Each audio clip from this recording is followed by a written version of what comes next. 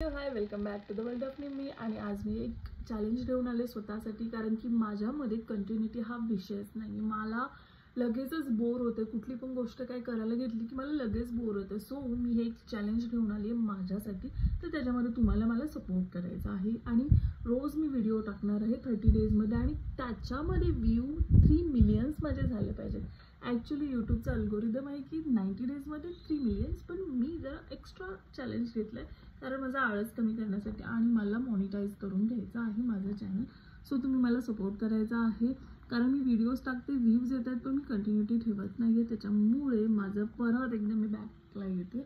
So आणि मला videos बनवायला फार आवडत आहे. तर मग तुम्ही मला सपोर्ट करा आणि हे चॅलेंज मला पूर्ण करायला मदत करा.